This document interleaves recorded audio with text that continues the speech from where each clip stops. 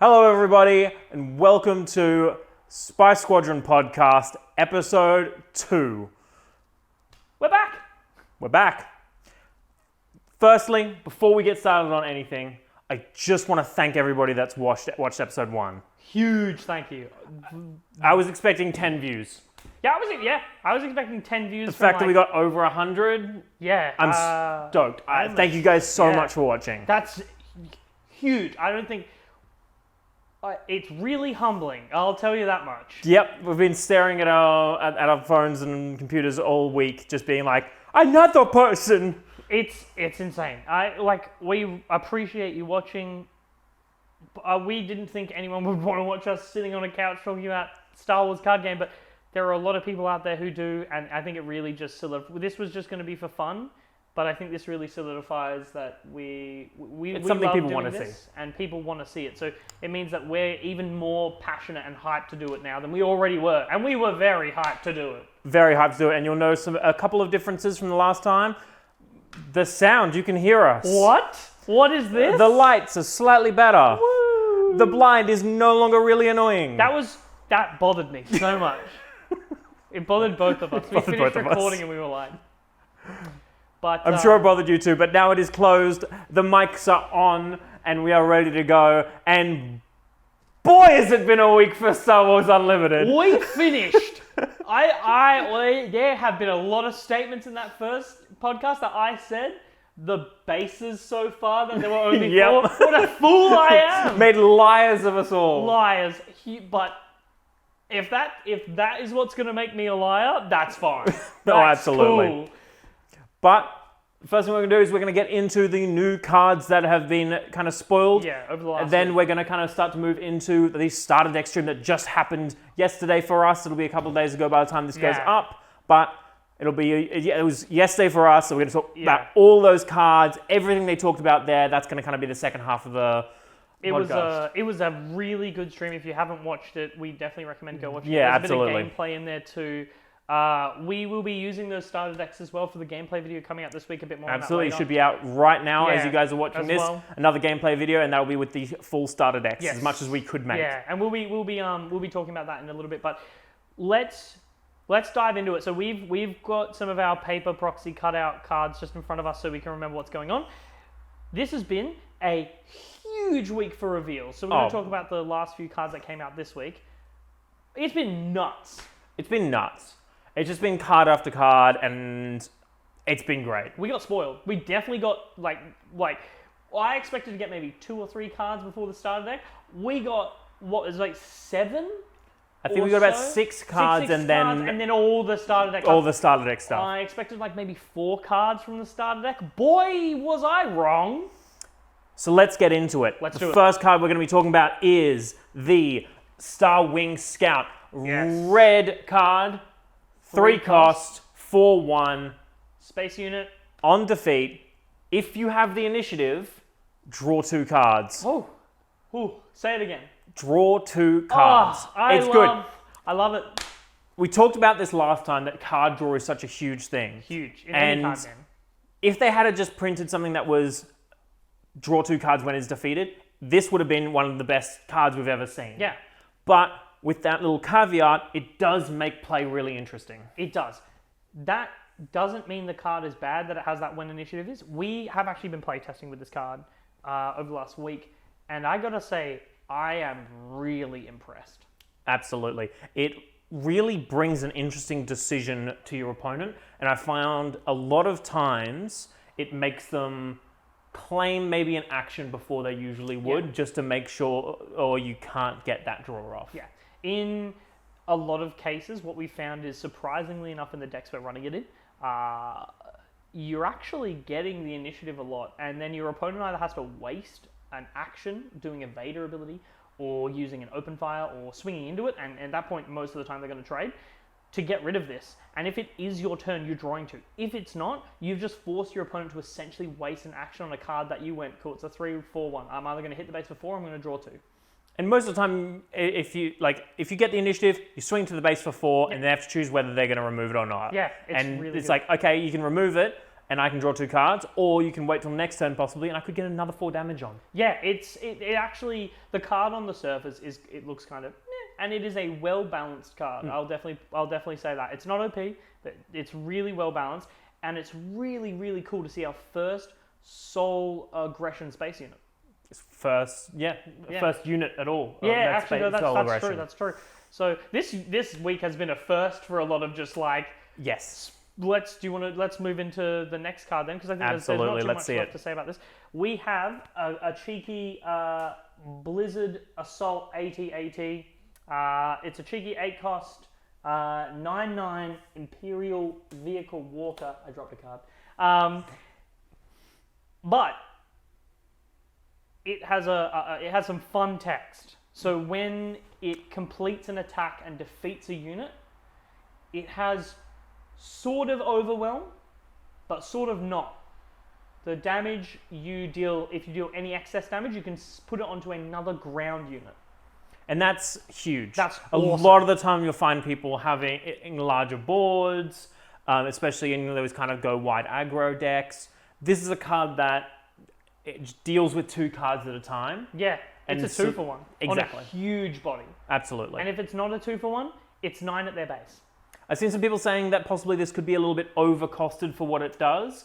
But I think one of the big things about it is that green has those ramp cards. Yeah. And that is something that accelerates the game for a green player, and they're going to be getting it out a little bit early. Yeah, absolutely. And we have another ramp card that's come through. Yes. This one I'm super excited about. So, this card is Resupply. It is a 3-cost event for command. It is a non-affiliated event either. So no matter what, you're playing Leia, you're playing the potential Palpatine leader, who knows? So this 3-cost, put this event into play as a resource. So you just tap 3, put this bad boy down, get 1 extra. That might, to a lot of people, might not seem great. This is huge. It's very good. Especially because there's in other card games you see a lot of those kind of ramp cards, but a lot of the time there's usually extra costs to it. Another card in your hand. Yeah, usually you're 2-for-1 committing to get that, and doing that in other card games is strong. Yes, absolutely. So this here, without even having to commit a card from your hand. And so with that and the Death Star DJ, we have 2 cards now that are ramping up green. So these high-cost green cards that we've gotten, and there are more to come, they're a lot easier to get at than just looking at the card itself would lead you to believe. And in doing that, if you're not just solely command, not just solely green, you're opening lines of play for whatever other color you're splashing. Yeah, absolutely. And I think that card's great. If you hit turn 3 and you're feeling like, I don't know what I'm doing here, I don't really have anything I can do, play that. If you hit turn 5 and you're like, I'm going to drop my 2-cost unit and claim, play that. It is a good, solid card, and I think it definitely has its place in a lot of decks. And unlike the Death Star DJ, it does come in tapped, but that's pretty standard for most ramping and most sort of card games. Coming in tapped, the next turn you untap everything and energize again. Yeah. And so it's more about thinking about the future and dealing with those turns in the future that you're going to be playing. I'm sure a lot of you out there, and we especially, have played games where a Vader that comes out a turn earlier than 7 is literally devastating. It's huge. And now with more cards that can do that, we can even potentially be seeing Vaders coming out before Luke is even able to hit the field. Which is huge. That's insane. Speaking of insanity and blue, we got a new upgrade after a lot of you, if you've been paying attention, FFG has been doing weekly reveals for Vigilance after the article, and we've had a upgrade revealed. Absolutely. The upgrade is called Entrench. It costs 2. It gives a unit +3/+3, and that unit cannot attack bases. Now, on the surface, this seems like a fairly standard card. Yeah. It's giving you a big buff for its cost, But the downside is you can no longer swing at your opponent's base. Yeah. Great for sentinel units that can just sit there and defend, and your opponent has to swing, get through them to get to the base unless they have Saboteur. Yeah. But it's that really good buff for them. It's great for overwhelm units. Yeah, it is. So that doesn't get around Overwhelm. Overwhelm's wording is when it defeats a unit, any excess damage is put to the base. It's not attacking the base. Put that on your ATST. Put that on your Palpatine. Get in there and just really just smack them. That's so good. But what excites us, I think, more than anything, and it's not something I've seen a lot of people talking about with this card, is that it has been confirmed that you can put upgrades on your opponent's units. Yeah. Is that a Vader I see on your field?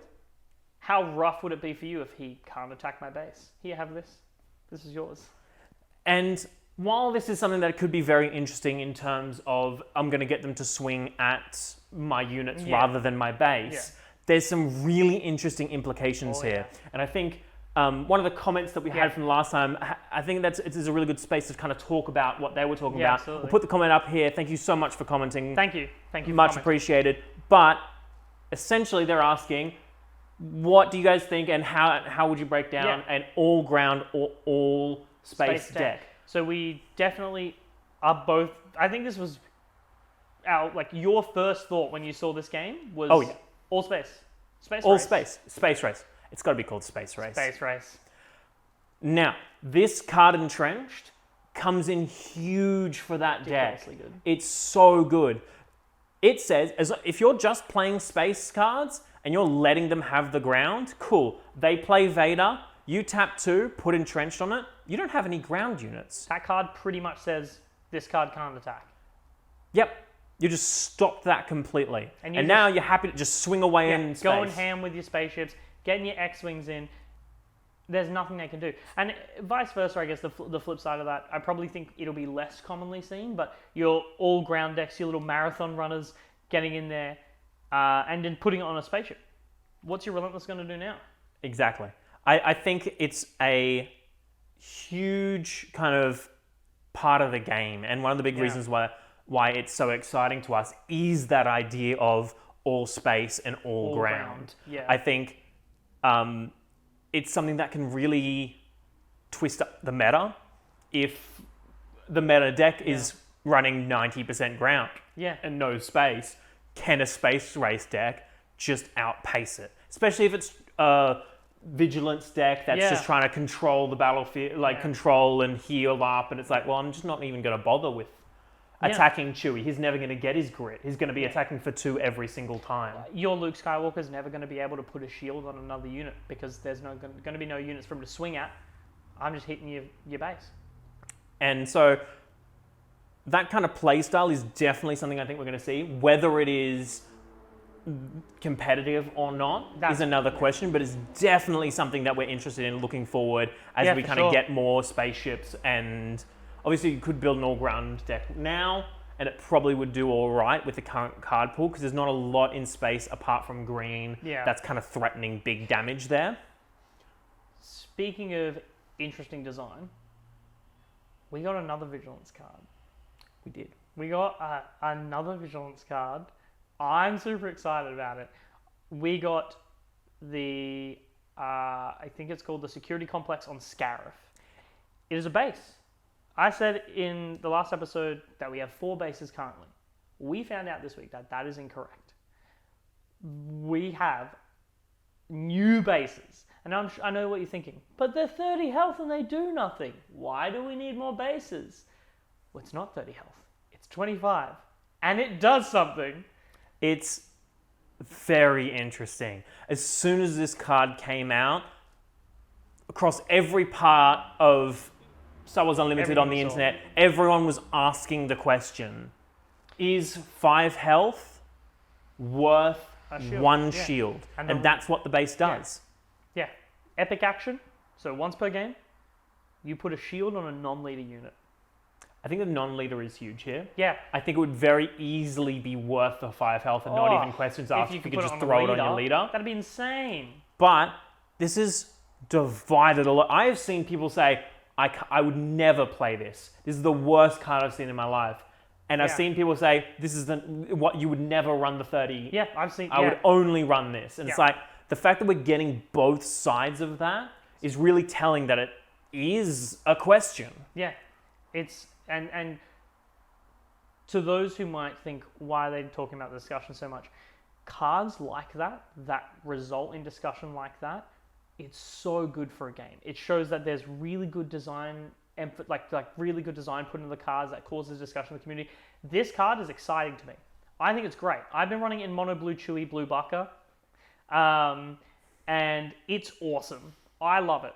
In that deck, I definitely think with vigilance and everything like that, I definitely think the shield the shield was worth 5 health. But what about the future? We could see so many bases. We could see a Camino base that makes 1/1 clones in the future. Absolutely. They've set a precedent. And they're going to be coming out with command, aggression, and cunning bases as well that also have these epic So actions. So it's just another layer of deck building. Awesome, I'm going to splash yellow. Yeah. How are you going to splash yellow is now another question. Yeah, Cool, you've exactly. decided you want blue-yellow, but which yellow?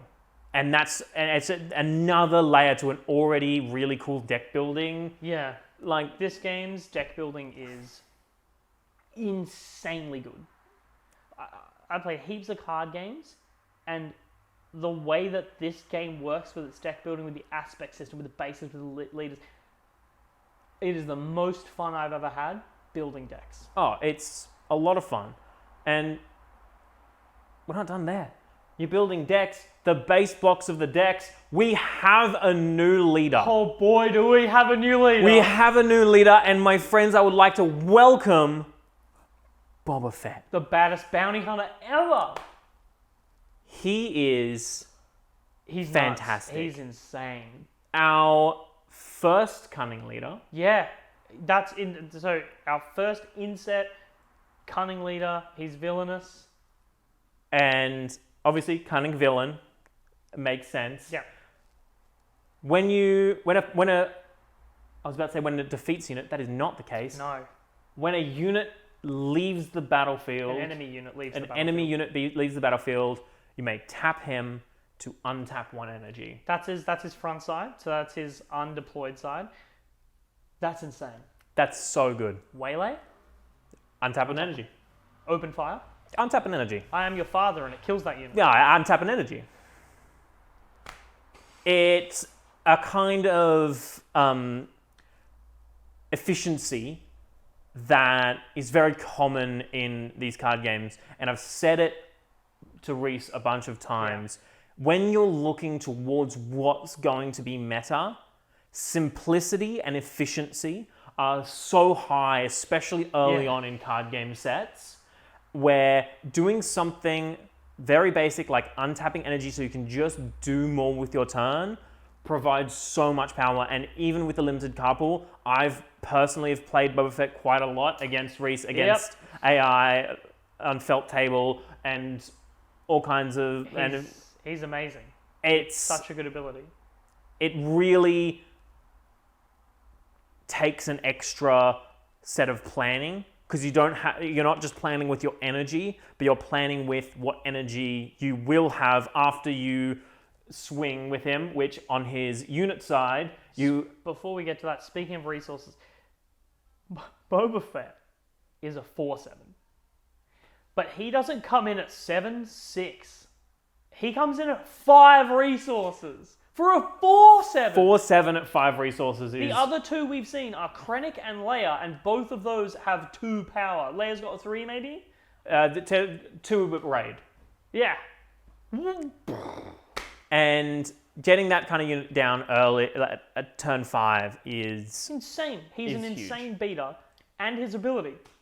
And his ability, which when you attack with him, after the attack, if a enemy's unit has left the field this phase, untap 2. This phase. So in the rulebook, the action phase is described as when we take actions that he turn. So it's not when he kills something. I could waylay your unit, you could play something else, and then I can attack with Boba. and I've removed a unit. So I untap 2 resources. The phase is the whole thing. So, and what I've done many times against you is I will open fire on a unit, untap 1 for Boba Fett, deploy Boba Fett, then swing with Boba Fett, untapping 2 more. Free. If you came to me and you said, what if there was a card that said, you can deal 4 damage to someone and then attack someone's base for 4 for free? I'd be like, that's nuts. And yeah, it takes some setup, but it's nuts. It's very good. And I think it's very interesting to see this as kind of like the cunning first leader, where cunning seems to kind of be this deeper thought, control, like not control, but kind of it's tempo, planned out turns. Cunning, from what we've seen, appears to be. It does have elements what people would consider control on the surface, but it really lives up to its name with cunning. It is a tempo player's deck. I'm saying this right now for people in the future. Boba Fett is like a tempo dream. When the full set's out and you're playing with your yellow cunning deck, you're going to realize that Boba's play extension and value gaining and all of the other cunning cards that you've got, some of the absolute ridiculous ones that got revealed from the starter deck, which we will talk about in a second, he is a tempo player's dream. And it's a lot of fun to play. Oh, it's awesome to play. It feels so good. We can't talk about him all day as much as we would love to because we have so many cards to talk about. Here we go. So, moving on to the next card. Well, let's before we move on to the new spoilers, let's talk a little bit about the starter decks. Absolutely.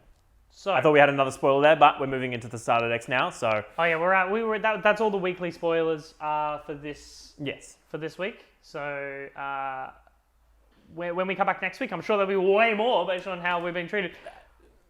But starter decks. The stream last night, I can say confidently, was the best stream that we've had from Fantasy Flight Games. And I've stayed up and watched all of the streams and enjoyed them. They've all been good streams. Oh yeah, for sure. This stream felt like so much new information, so much cool stuff coming at us. And I think the first thing that we're going to talk about with these starter decks is huge thing for the card gaming community. Yeah. If you've played other card games and if you've bought starter decks in the past, a lot of the time you'll know that there are cards that are exclusive to those starter decks. Starter deck exclusive cards. And you don't get a playset of them. You get 1 or 2 and you need 3 or 4. It is an absolute plague. And I see it in pretty much every card game currently on the market. You could buy a starter deck. You're going to need to buy 2, sometimes even 3, depending on if there's 1 of 4. You either have to buy a starter deck and go buy singles or trade with your friend who bought a starter deck and then they miss out on their cards.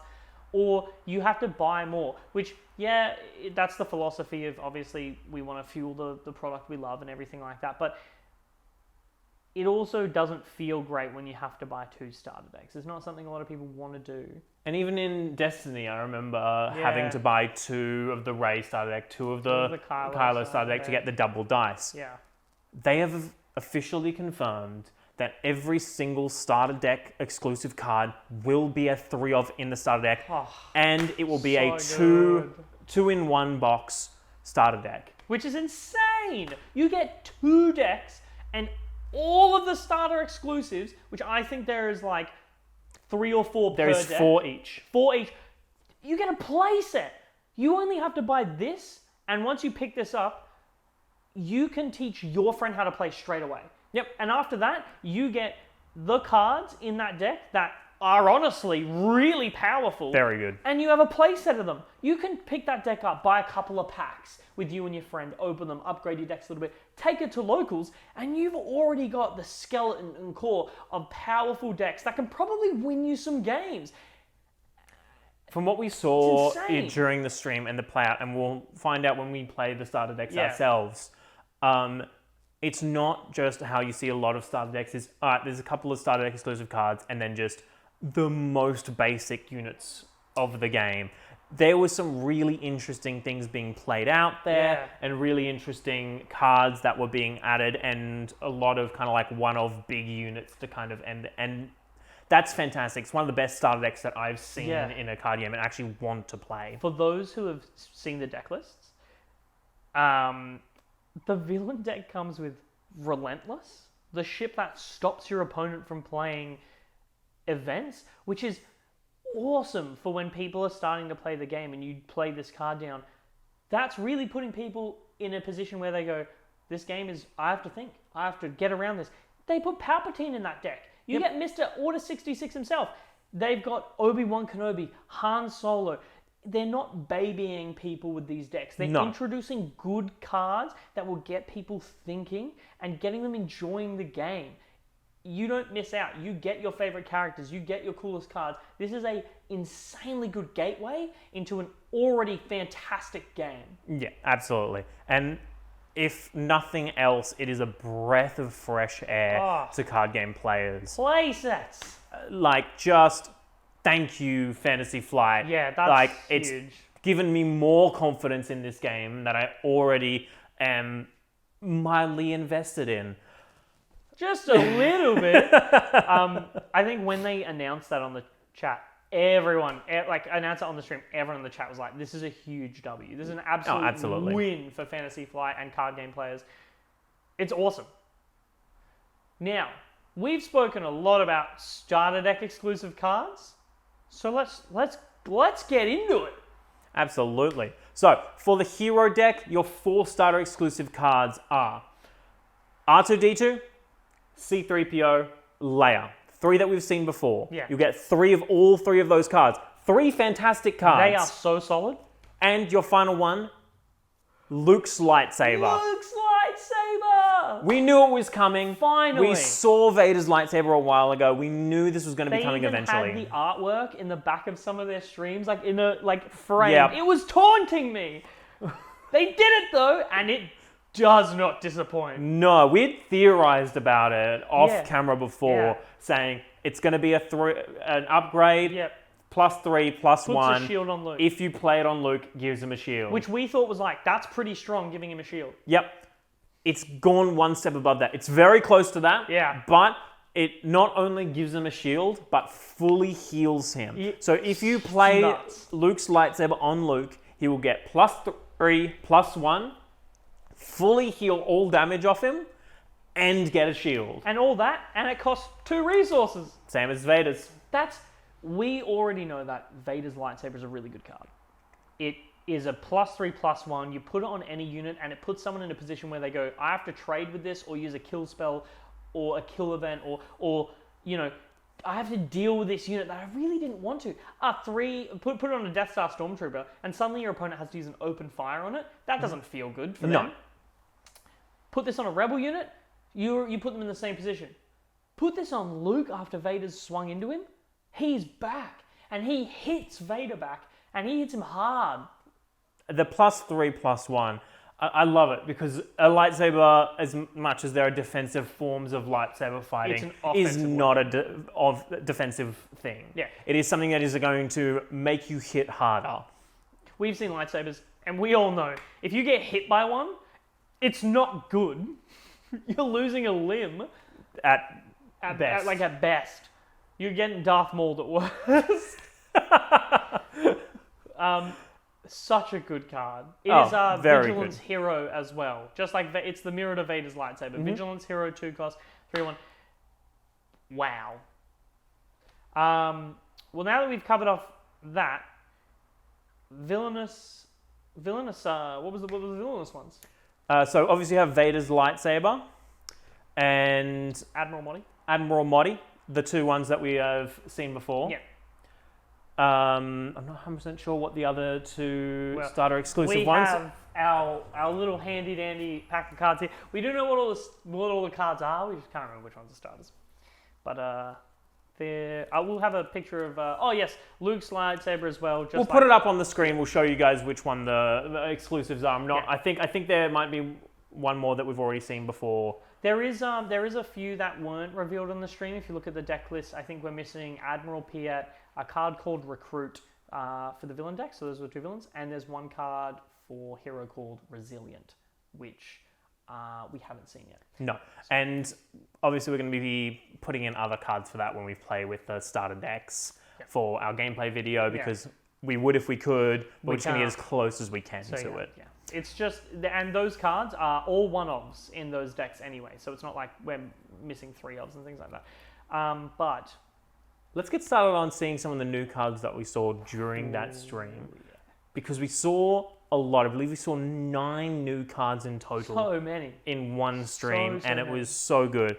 I'm going to start us off with one of the last cards that we saw, General Veers. Oh, And he does have a counterpart in the hero deck as well. General Dodonna.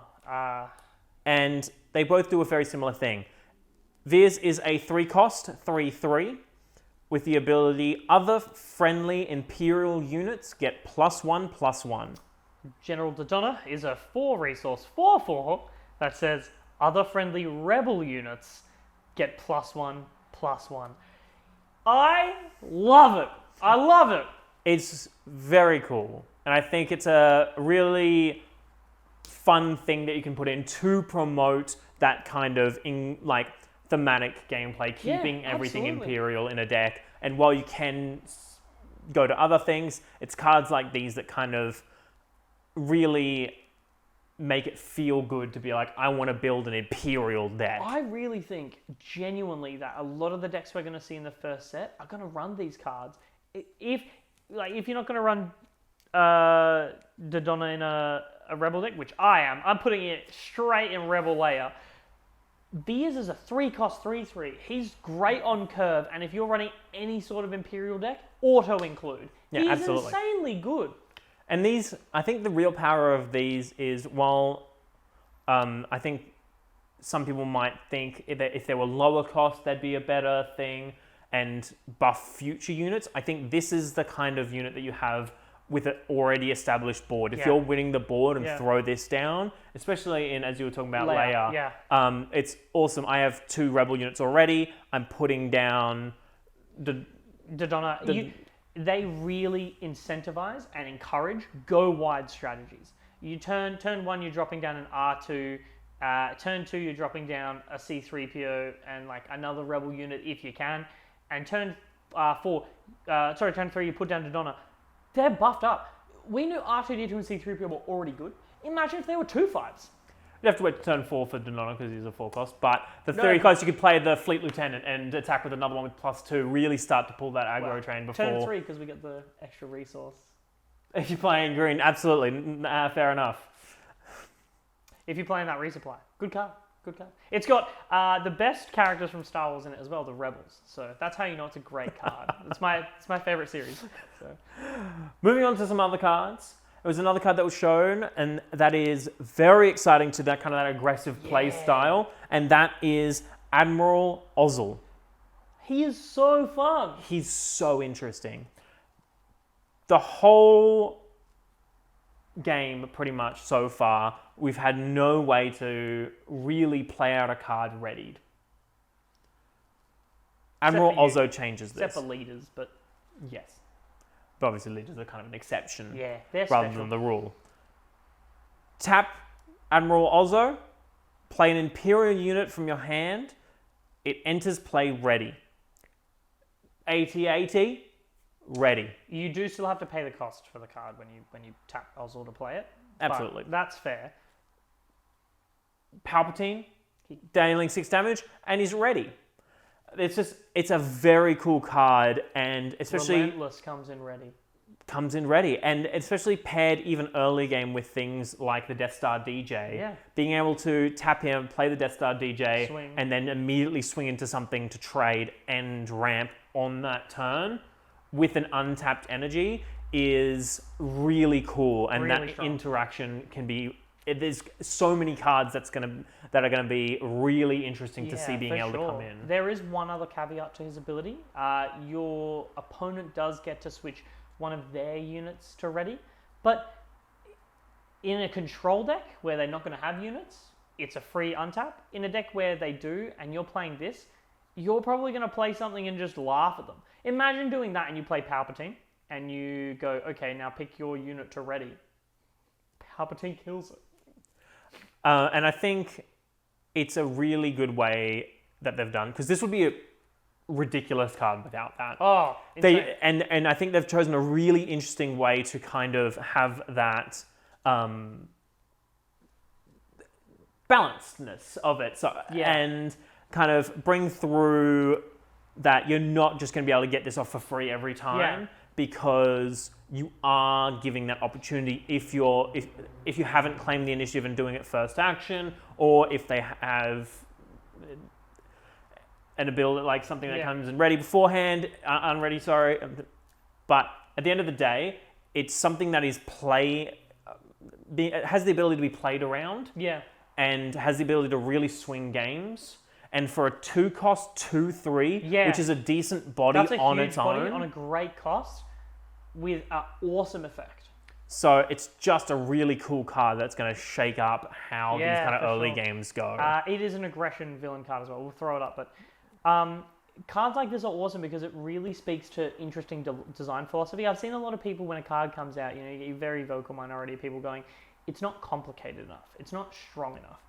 And I think it's really important to remember that we are in set 1. We don't want to see cards go rampant. We don't want to see our tap play already Imperial Unit set 1, because we need things. We want this game to start off with a bang, but we want to start off that's not complex, and we want to start off with decks that make you think and they're interesting. And playing cards with drawbacks is intrinsically more fun than playing cards without. Because it makes you think. It puts you in positions where you have to play more creatively with your skill as a player to make these cards work. Restriction breeds creativity, and that has always been the case. Yeah. In a smaller card pool, and with kind of more simplistic cards and cards like these, which can be a little bit more complex, if you can kind of find the right way to use them, that creativity and how you build the deck really comes into play, and how you, even with the same deck, you can play it 2 completely different ways. Absolutely. Depending on what cards you energize, what cards you want to play out on that particular moment. Yeah, absolutely. And I guess going into creative game design, let's talk about another one of the cards. One that I am really, really excited about. It is a 1-cost cunning event. And they did it. We got a card called Shoot First, and the artwork is Han Solo. We've already got the card that has Han Solo when he shoots first, but now we have it confirmed in all of its glory. So McClunky to you out there, which for those who don't know is Greedo's last words before he gets shot. 1-cost event, attack with a unit. It gets +1/+0. And for this attack, for that attack, and it deals combat damage before the defender. Oh my god! For Magic players, this is first strike. Yeah, for those who aren't familiar with Magic, I attack with my Boba Fett leader into your Darth Vader, and usually, let's say Sentinel, 3/3 cell block guard. Sorry.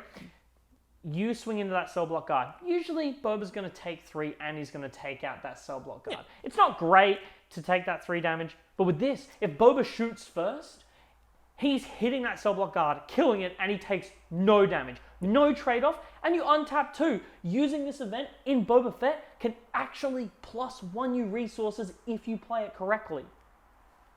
Yeah, absolutely. It's a good card in any yellow deck. I think this is it allows a unit that you have to trade and then just not take the consequences of it. This card, for 1. Yeah, this card can help you trade up so easily. If you have a card that can kill an opponent's card and they would usually deal some damage back to you, and that's not a great trade, or even a card that's 1 point of damage off before killing something, you can play this and not only kill it, but take nothing back for it. There is no crackback on it, and it is a 1-cost cunning. There's no affiliation. You put this in all of your cunning decks. Yeah, absolutely.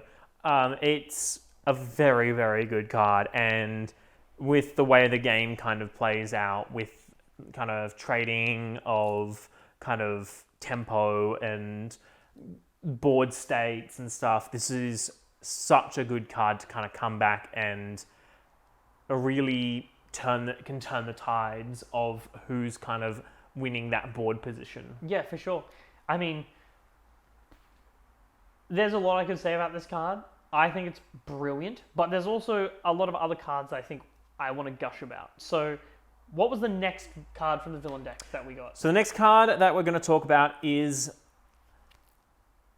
we got the Relentless. We did.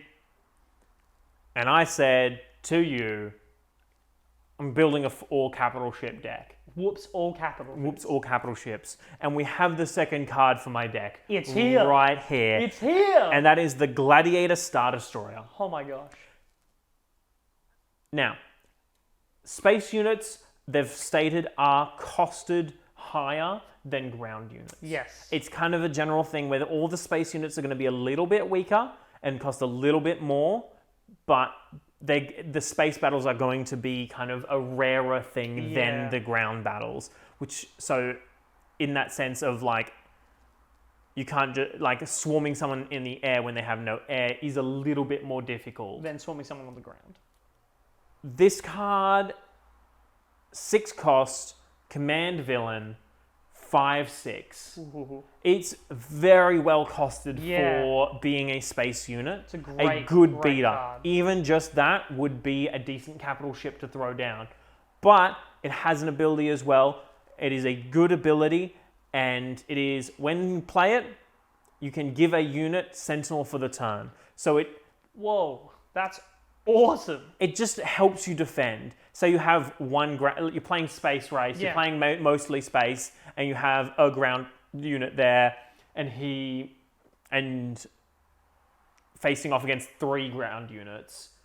Give him Sentinel for the turn. Make them go through him. Yeah. Or if you're playing a more normal style deck with both space and ground units, it's just giving something Sentinel for the turn. I think anyone that's played against Chewie or played Chewie understands how good giving someone Sentinel for the turn can be. It's an insanely good effect, and putting it on a body that big in a deck with ramp, which means you can actually get that up pretty early, it's awesome. Yeah, absolutely. And this thing's coming out on when you usually should have 5 or even 4 resources if you're ramping If you hard. resupplied on turn 2, then you get to get this out on turn 4. Yeah. And so it's one of those cases where it's just going to be really good. It's quite basic, and I think a lot of people are going to overlook it because it is a more simplistic unit. Yeah. But more capital ships is always a good thing in my eyes. The more he gets, the more The closer I am.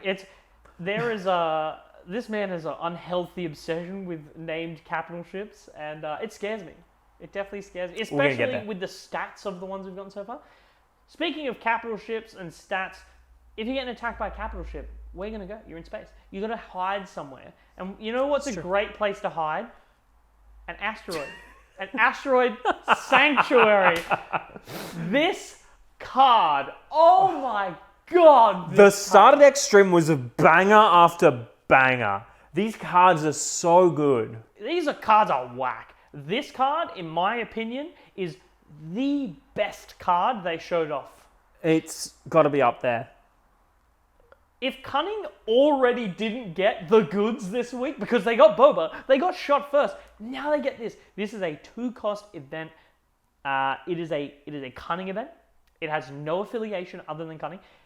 2-cost exhaust an enemy unit. That's so strong. Leia already does that on the same cost, but And you get a she's body. fantastic. Yeah, and she's amazing. But you get a body out of that. Well, that's not all. Give a shield token to a friendly unit that costs 3 or less. I play a Sentinel. You've got a big attacker. I'm gonna exhaust it, and I'm gonna put a shield on my Sentinel. Now your small cards have to attack it. You're gonna trade up so easily with this. You're gonna stop attacks so easily with this, and you can run it in any Cunning deck. Oh, man, I would pay 4 for this. It's a huge change of the turn. if that Yeah. makes sense. Like, you can really throw off someone's plans with this. Yeah. Giving someone a shield and exhausting one of the units has been two of the best ways to just kind of nullify, like, they had this whole plan planned out, Yeah. and it's gone. It's done now. This does both of those things, and it can just throw someone completely for a loop so easily. One of my favorite leaders right now, Chewbacca, for the people at home, his ability is tap him, play a card with a cost of 3 or less paying its cost, and it gets sent off for the turn. Play that. Then play this. Give that Sentinel for the turn of shield and stop a big attacker coming out. This card is ridiculous. It's just very good, and it's so again, good. it's one of those things where it's simplicity and efficiency Yeah. to the core. It like exhausting a unit is the later the game gets, the better it back gets. It's one of those things that we talk about Layer all the time. Layer is a late game card. Yeah. Layer is a card you want to hold on to for later in the game, because the later it is, the bigger beaters they're putting down, the better it is. You have 6 copies of Leia. And plus Plus a shield. shields. What? It's very, very good. So and good. I agree, it is probably one of the best cards that has been released, but not the best. This is where we have some contention.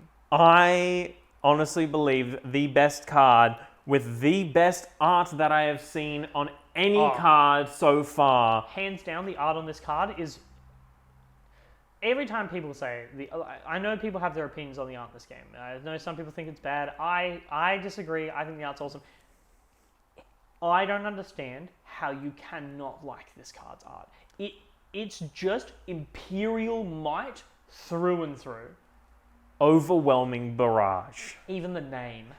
It's so good. It's ridiculous. It is command and villain. We have gotten a lot of command cards this Yeah. week, and I'm very excited to build some green decks with something. Obviously, something else has to be mixed in because we don't Yeah. have any green leaders yet. But hey, here's hoping, right? Well, we got a lot of command this starter deck, and we're getting some more command soon. So this card's just going to get better. But what does it do? Give a friendly unit +2/+2 for this phase. Then it deals damage equal to its power, divided as you choose among any number of other units. That includes Modi, that includes this Death Star DJ, and that includes all of your opponent's cards, split as you like, which, as we've learnt with Palpatine, is such a strong ability to be able to do. Dealing 6 damage is fine. Yeah, dealing 6 damage spread as you want. was really strong. That Palpatine is a really good unit. James, you love your capital ships. This card was made for them. You give Relentless +2/+2, 11/11, and you barrage your opponent's side of the field. Oh, absolutely. Can you imagine if you've just got Relentless, they've played a bunch of little bodies on the ground Yeah. and being like, oh, I can outpace Relentless. And you go, well, actually, what army? And you just 11 damage wipe 3 cards off your opponent's board. A lot of people might think, yeah, but this costs 5. That is, in my opinion, aggressively costed. It also doesn't take up the attack. No. You You still get to swing. still get to swing with the now 11/11. Relentless, yeah. It's such a good card that is going to be, I think, a staple in a lot of green decks when this set comes If out. you're playing green villain, you're playing this. Like, you got your resupplies, you've got your Death Star DJs, you're getting to 5. You're getting to 5 and you're getting there quick. There's nothing to stop that. Like, your turn 2 in this game, because of your 2 resources turn 1, you put 3 down, you resupply to 4. On turn 3, you have 5. Yep. That's... You're ready to go. I think it's such a huge tempo, again, another tempo swinger. Yeah, and that's what definitely. kind of creates these kind of like ideas of like, this is a card that could be a staple in my mind of cards that individually, obviously a lot of them need other cards to be on the field to work, but that can swing the tempo of games. And if it can do that, then it's just always going to be huge. I think Command is really solidifying itself as a ramp beta strategy, but it's also control. Yes, I think really interesting to kind of see where green leaders take us, Yeah. or the green base. Yeah, that'll be super interesting because now anytime we think about a new aspect, we have to consider what leaders are we going to get? What base are we going to get? And I mean, here's hoping when the command screen pops up, we do get the Palpatine leader because it's mentioned on the Royal Guard card. I really think, like, I can't say for certain, we don't know, you don't know, but fingers crossed that is a leader because I really want to see what he does. Yeah, I'm really excited to see what the green leaders do, and it is the only kind of aspect we don't currently have a leader for. Yeah, we got one for everyone else. Now, we do have Leia, but we don't have one that you can form like a real playable deck that has command cards. Unfortunately, around. with Leia, the issue with Leia is we only have one neutral green card. Yeah, there's no green heroes. Whereas if we got a Palpatine leader, he's got a formidable deck. Speaking of formidable cards and speaking of Leia, there's a card that came out that I think is absolutely phenomenal in her deck. Phenomenal in any hero cunning deck. It is Rogue Operative. If you watched the stream, you saw this card, and you saw this card go nuts. Yeah, it definitely almost single-handedly won again. Yeah. I think a lot of people have forgotten about one of the keywords on this. So this card is a 3-resource cunning hero 2/4. But that's not it. It has raid 2, so when it attacks, it gets +2/+0, making it a 4/4 for 3. It has Saboteur. Now, there's only one other card in the game that has Saboteur, and not a lot of people play it, which is Rebel Pathfinder. Saboteur says, when this unit attacks, ignore Sentinels and defeat the defender's shields. If someone stacked up 3 shields on a unit, swing with this, they're gone. You don't have to worry about Sentinels, which I know has been a big thing for people saying, Sentinels and shields right now are pretty good. Something, some people are concerned about. Don't worry about it. Put your Rebel Operative down, Rogue Operative down. What are they going to do? Stop you? They can't. Swing for base for 4. Cool, you just played your Luke Saber, healed them up and put a shield on him. Awesome. Get rid of that shield. Take 4, Skywalker. Yeah. Saboteur is going to be a really interesting keyword coming into the full set, especially when shields are going to kind of be more rampant. I think as much as blue is the shield kind of color, I think even other colors are going to be splashing shields every now and then here and there, such as that asteroid. Yes, yeah. I definitely think what we're going to see is every color will get the key. So all the keywords will be spread around all colors. Some will just focus on it more. Probably red will focus on Overwhelm more.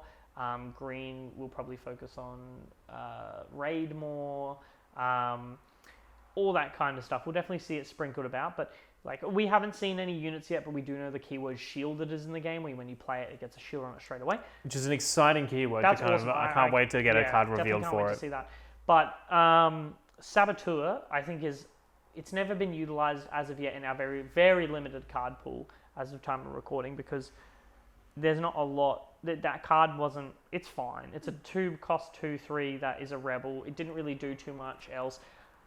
Now with this though, I am so excited, and my dreams of building green, yellow, or just aggro Leia are getting even closer. This card in that deck is going to be insanely good. And the more cards that get revealed of all the rebels and stuff, even though no green cards for hero have been announced, Leia does seem like she can put up a formidable threat. We know we're going to get green heroes eventually, but even now, the more cards we get, the more it's really exciting. The more cards we get, the more this game changes, the more it warps. I think, we have 1 or 2 more from the villains left, do we? That is all of the spoilers from the villains. That is all the spoilers from the heroes as well. Because we talked about Luke's lightsaber we already. Did. Which is an insanely good card. But so we had 4 each, and then that was Luke's lightsaber for the 9th. We absolutely spoiled, and a lot of these cards are just whack. Honestly, I love to sit here all day and continue to talk about it. Yeah. But I think what the best thing is right now is I am so keen to get down and play a game. Yeah. So I think that's what we're going to call it for episode 2 of the Spice Squadron podcast. Duck over to our gameplay where we're going to be playing these starter decks. Yep. We're so excited to play them. Oh my god, I'm going to be playing Vader. I get to play Reese is going Luke. to be playing Luke. Oh. And we're excited to play those decks for this gameplay video. We have had a request for the next gameplay video. Yes. So we will definitely be doing a Chewbacca versus Luke gameplay on the next week's video, which should be really interesting, having all of those. With all the new cards to build those decks around. The 4 Vigilance cards that are getting released, we'll get all of them. We'll get some interesting new cards for it. And I think that's going to be fun. But that will be next week's gameplay video. This week's starter decks. Yeah. Tune into it. It's out now. It's ready to go. I'm sure it's going to be a great game. Yeah. So once again, thank you for joining us. We really, really appreciate all of the support and interaction. Honestly, we love to see when you guys comment. We love to reply to them. We love to see when you just watch our content. If you want to see something, ask. We'll do it. We love it. We love to do it. We want to talk about what you want to hear. Yeah. More than anything. And so if you want something talked about, we want to talk about it. Yeah, so please. For sure. We didn't really go through it too much, but I did on our social media posts. Every Monday, Australian time, we'll be releasing this. So it should be around about, for you American watchers, that should be about Sunday around 5, 6 p.m. For Australians, 9, 10 a.m. on a Monday. That's it. We really appreciate it, guys. Honestly, genuinely, from the bottom of our hearts, it was such an incredible reception, and that's why that's why we went all out and putting extra effort into episode 2, the lapel mics and the extra lighting. We want to do this, and we want to do this properly for you guys and for us. It's fun. We love that you love it. So yeah, like, comment, subscribe. Get the people into it. Get people into this game. It's going to be a great game, and we're going to keep making content for it. So please keep watching. Yeah. As you said, subscribe, like, comment, and we will see you next week. We will see you next week. Bye.